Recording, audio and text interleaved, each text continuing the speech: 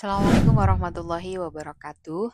Halo teman-teman semua, di video kali ini kita akan bahas sesuatu yang semua orang pasti pernah rasakan. Ya, emosi. Dulu saya sempat percaya kalau orang emosian itu sulit berubah.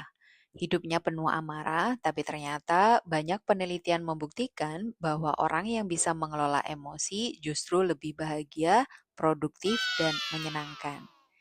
Tujuan belajar kita pada pertemuan kali ini yang pertama, mengenal konsep teori dan faktor emosi, melihat emosi dari pendekatan moderat, memahami hubungan otak dengan emosi, dan refleksi pengalaman emosi kita masing-masing.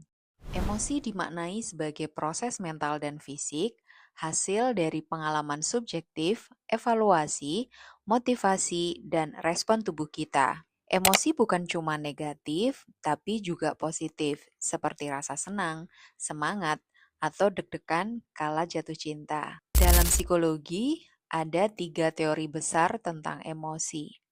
Yang pertama, James-Lange Theory.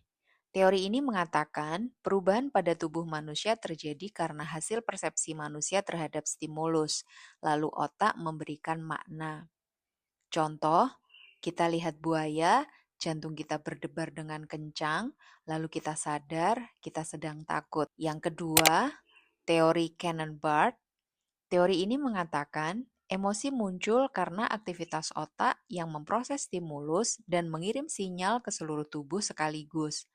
Contoh, dari ujung koridor ada crush yang jalan mendekat ke arah kita sambil memberikan bunga. Apa yang terjadi? Shock campur bahagia, terjadi reaksi tubuh seperti tubuh gemetar, otak tidak bisa berpikir, tiba-tiba ngeblank. Tapi itu bisa dimaknai sebagai emosi bahagia. Sehingga seharian bibir merekah, pengen senyum sepanjang jalan, saking bahagianya. Yang ketiga, teori 2 faktor Schaecher-Singer. Emosi muncul karena perubahan fisiologis dan pemaknaan informasi.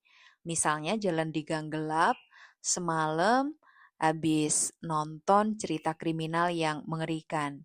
Muncul rasa takut dan tubuh kita ikut bereaksi seperti keringat dingin, gemetar, pandangan mata yang tiba-tiba kabur. Dari 3 teori tersebut, kita jadi tahu bahwa ternyata emosi itu bisa muncul karena berbagai stimulus yang ada di sekitar kita dan bagaimana cara memaknai stimulus itu. Ketika kita bicara tentang emosi, ternyata tidak lepas dari bagaimana mekanisme otak manusia itu sendiri. Di dalam otak kita ada namanya sistem limbik yang memiliki 3 area penting.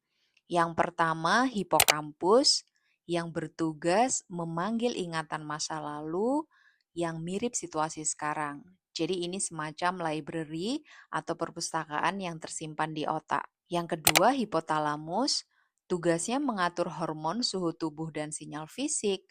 Kalau dia ngelihat stimulus yang menakutkan atau menyenangkan, hipotalamus ini akan bekerja untuk menyesuaikan suhu tubuh dan kadar hormon di dalam tubuh kita. Yang ketiga, amigdala, area penting di dalam sistem limbik yang bertugas sebagai alarm emosi yang membuat kita waspada. Tapi hati-hati, amigdala kadang bereaksi berlebihan, sesuatu yang seharusnya tidak ditakuti, tapi amigdala menyalakan alarm terus-menerus, sehingga membuat otak dan tubuh terus dalam kondisi siaga. Misal, takut kepada dosen yang killer, tapi padahal itu cuma rumor aja, belum tentu kebenarannya. Nah, di sini area penting di dalam otak ada namanya prefrontal cortex yang berfungsi untuk menyaring mana ketakutan logis, mana yang cuma overthinking. Jadi sebenarnya faktor apa saja yang mempengaruhi emosi? Faktornya ada 3. Yang pertama, faktor biologis. Kadar hormon stres atau disebut kortisol dalam level tinggi bisa memicu rasa cemas atau marah. Kondisi kesehatan fisik seperti kurang tidur, sakit, atau kelelahan ekstrim bisa juga membuat emosi lebih mudah terpancing. Yang kedua, psikologis, adanya trauma masa lalu, Pola pikir negatif atau pengalaman menyakitkan bisa membentuk reaksi emosional tertentu. Yang ketiga, sosial. Pola asuh atau lingkungan yang tidak suportif juga membuat emosi relatif tidak stabil. Jika emosi manusia itu dalam kondisi reaktif terus-menerus, kita rentan menjadi korban manipulasi orang lain. Jadi nggak heran ada banyak kasus orang-orang yang menjadi korban penipuan seperti love scam dan lain sebagainya. Oleh karena itu, ada beberapa cara yang bisa dilakukan untuk meregulasi emosi. Yang pertama, latihan mindfulness.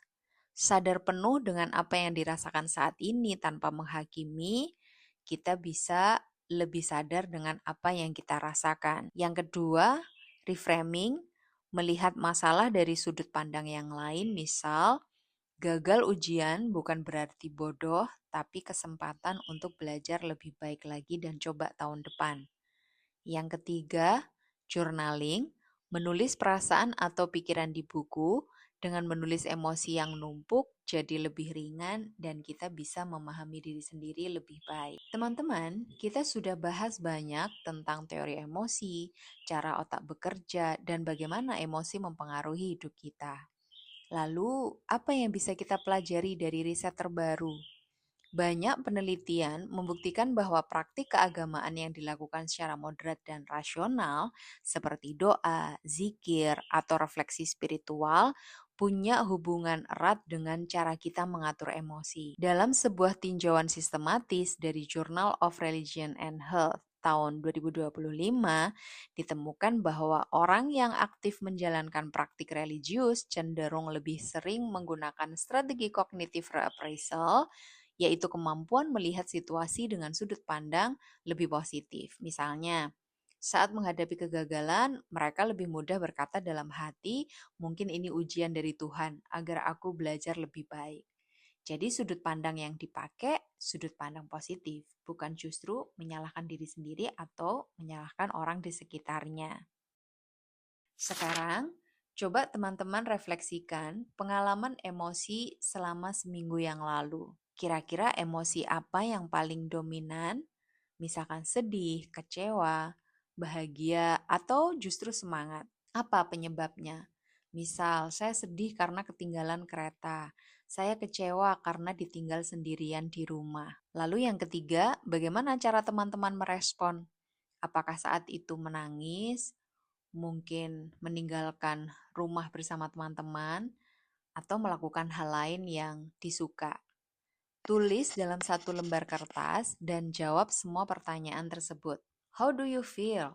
Teman-teman bisa tempel atau meletakkan tulisan di tempat terbuka supaya bisa dibaca ulang jika emosinya butuh dipeluk. Karena yang butuh dipeluk bukan hanya kamu, tapi juga emosinya. Jadi, emosi bukan musuh ya. Emosi itu adalah sinyal yang membantu kita mengenal diri lebih baik. Mereka yang mampu mengenal diri lebih baik akan mudah menemukan kebahagiaannya sendiri. Kalau teman-teman mau belajar lebih banyak, jangan lupa like, share, and subscribe. Boleh juga komen di kolom komentar bagaimana perasaan kalian setelah menuliskan pengalaman emosinya. Demikian, wassalamualaikum warahmatullahi wabarakatuh.